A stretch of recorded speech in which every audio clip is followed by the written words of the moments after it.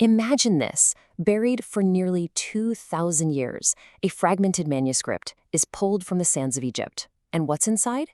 It's not the usual stories, parables about fishermen or farmers. No, this is something else entirely. It's a direct, raw, mystical conversation between a savior and his inner circle.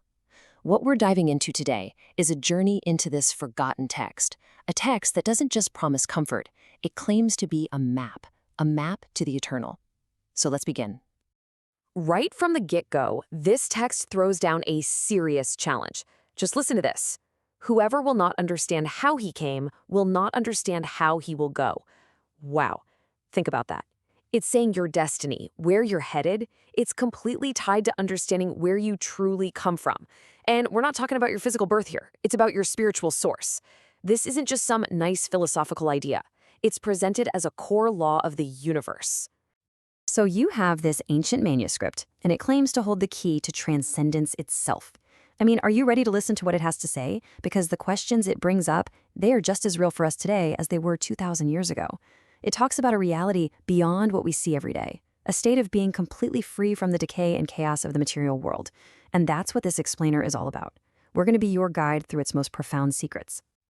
All right, so let's get into the first big idea. It's called Beyond Labor, the Eternal Rest.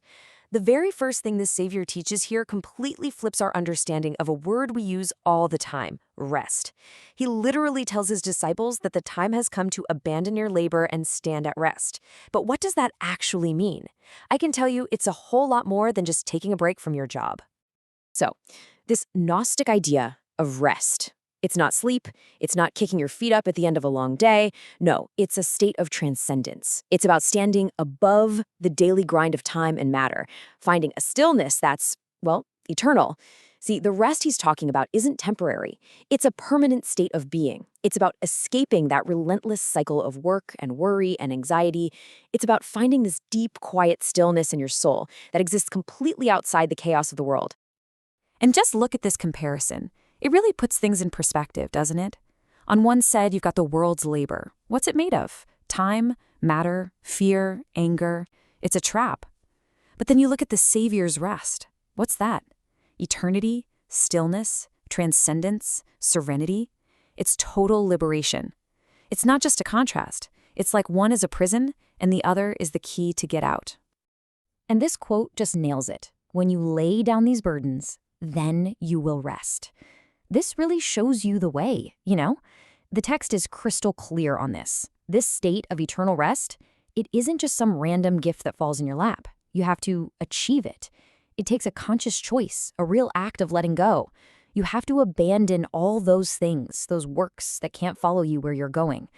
Only when you shed all those worldly burdens can you find that true, deep peace. Okay, so if the goal is to let go of all that external stuff, where do you even start? Well, the work has to begin inside. This is the temple within, forging the soul for the journey.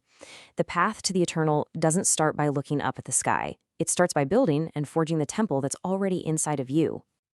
What a powerful idea this is.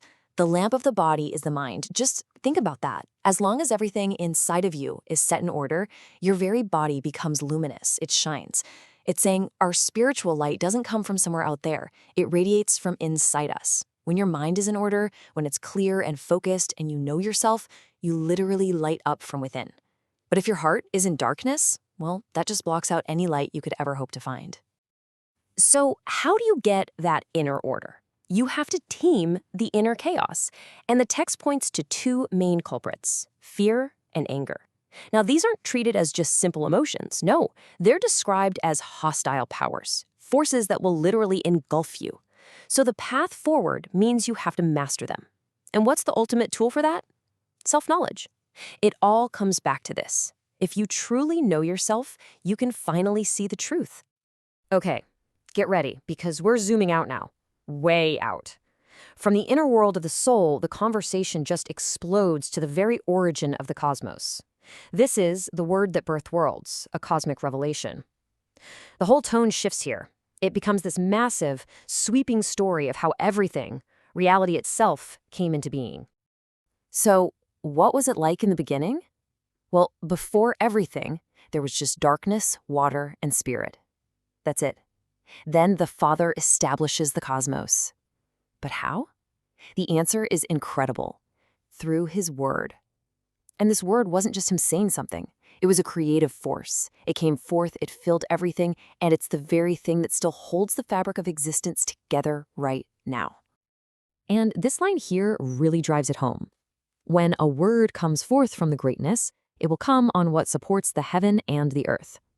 So the text is revealing that this word is the literal foundation of reality. It's the force holding up both heaven and earth, the only thing keeping the whole cosmos from just collapsing into chaos. It's like a primordial vibration, the fundamental note that holds the entire song of reality together. So you know where you came from, and you know where the universe came from. But that's just the beginning. Now we get to the journey itself, and it's not an easy one. The text calls it the fearful crossing place. This is about a dangerous passage the soul has to make, and it requires a very specific kind of knowledge and a whole lot of strength. Listen to how they describe this. The crossing place is fearful before you. Its depth is great. Its height is enormous. So you're picturing this massive abyss, right? The stakes couldn't be higher, and yet the way to get across this terrifying void is surprisingly simple. Not easy, but simple. But you, with a single mind, pass it by. That's it. A singular, unwavering mind. Your focused consciousness is the only thing that can get you to the other side. And this is where knowing your origins becomes a matter of survival. The Savior is really clear here. To cross safely, you have to understand the true root of the elements. It's not enough to know the science of fire. You need to understand its metaphysical origin. Otherwise, you'll burn in it. It's not enough to understand water. Otherwise, baptism is pointless. If you don't understand wind, you'll be blown away. And if you don't understand the body, you'll perish right along with it. This is deep stuff. Okay, so all of this, mastering yourself, understanding the path, it all leads to this, the climax of the entire journey. We're talking about the final transformation, shedding garments wearing the light of eternity, and it is a truly radical act of purification. Now, this might be one of the most startling lines in the whole text. You will become blessed when you strip yourselves. Whoa. Obviously, this isn't literal, it's metaphysical. It means you have to strip away every single layer of false identity, every attachment to the world, everything that isn't your true, core, eternal self. Just let it all go. And look, it even gives us the steps. It's a clear sequence for this transformation. Step 1, get rid of internal poisons like jealousy. Step 2, abandon all those things you do that can't follow you anyway. Step 3, this is where you remove the transitory garments of the world. And only then, after all that, can you move to step 4, clothe yourselves in pure, eternal light. And the final step, you enter the bridal chamber, which is a symbol for the ultimate union with the divine. So what is this final state really like? What is this bridal chamber? What is the life that never dies? Well, the dialogue explains it by showing us a massive contrast between two fundamental realities that are complete opposites. This chart really lays out the whole Gnostic worldview perfectly. You've got two realities. The first one is everything from the world, what it calls born of woman. It's temporary, it's defined by what it lacks, and ultimately it's subject to death. But then you have the second reality. This is what comes from truth. It never dies. It's a state of complete fullness. It's eternal. The entire spiritual journey we've been talking about, it's about moving from that first column over to the second one. And then comes the big reveal. The punchline of it all.